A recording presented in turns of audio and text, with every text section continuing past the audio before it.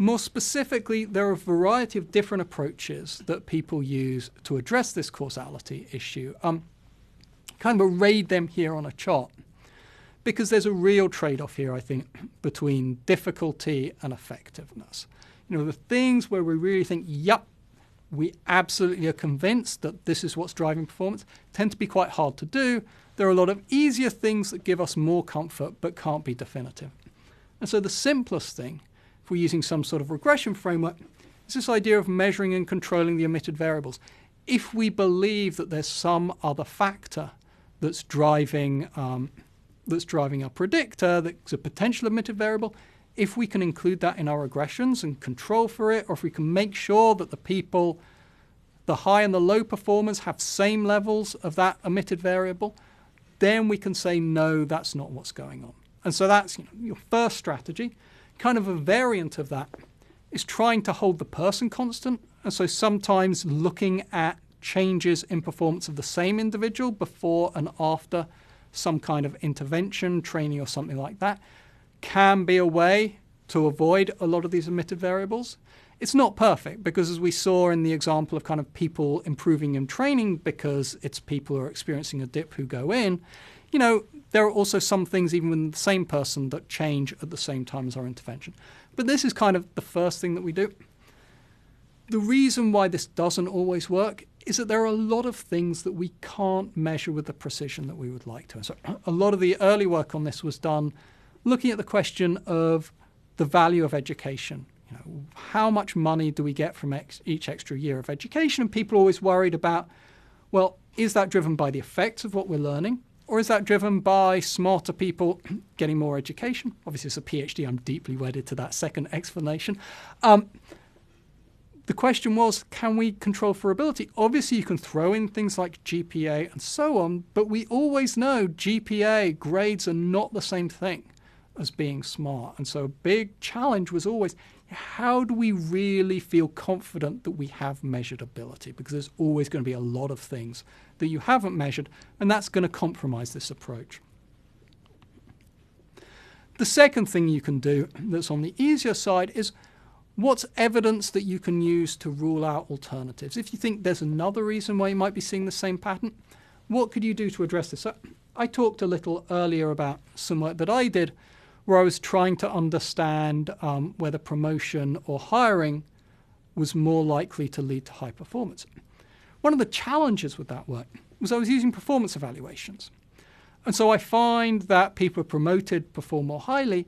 Well, could that just be that their evaluations are more biased? The managers know them better, they like them better, they give them better evaluations. It's hard to rule that out. One thing that I could look at is at least say, well, sometimes these evaluations are more objective and sometimes they're more subjective. So they're going to be more objective when you're thinking about evaluations that are tied to results. Did they achieve results? And less objective when you're thinking about competence. They're going to be more objective when you're looking at a job like sales, where there's a hard number at the end of the year. Less objective when you're looking at something like advisory business. And so what I did was I at least compared what do the effects look like when they're more objective versus less objective.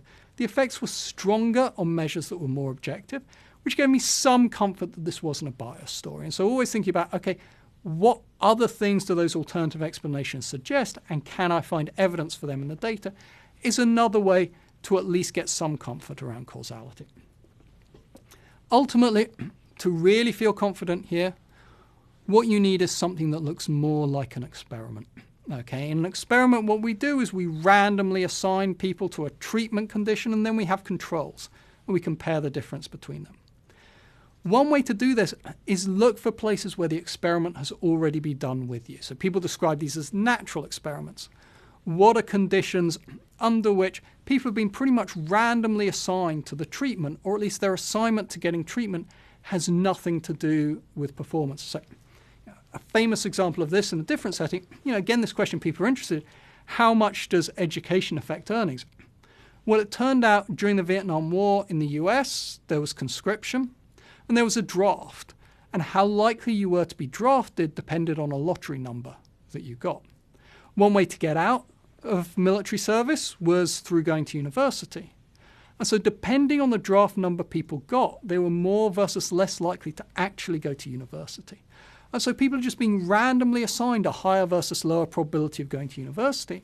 And this was used to try and estimate, okay, if they're being randomly assigned this, then we have more confidence that we can get a sense of what the effect of going to university on pay is, because we know there's some component of this that has nothing to do with their underlying ability to learn, or anything like that. And so looking for those kind of trials, those natural experiments where we know something's been randomly assigned, is a great way to be more confident about causality.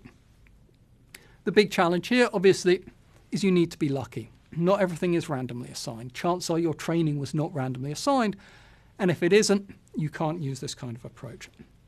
In that case, what you can do is conduct an experiment. If this is something that matters enough to you, then persuade people that you want to randomly assign training and see what the impact is. And that way, you really can have a decent control and treatment group. You can even make sure that those groups are really balanced in terms of some of the other characteristics of individuals that you think might affect the outcome. This is kind of the gold standard. It's what we do in medical trials. If we really want to know the answer, it's the right thing to do. Obviously, the challenge here is it's expensive, right? You need to persuade people to let you do the experiment. It's going to take you time to set up the experiment. It's going to take time to run in a way that often archival data, it's all already there. Okay, and so that's the trade-off here. But always something that you kind of want to think about as you look at these studies is, why am I seeing the results that I'm seeing? And if this really matters, what can I do to be absolutely sure that my predictor variable is driving this performance in the way that I think it is? How much am I willing to invest in finding that out?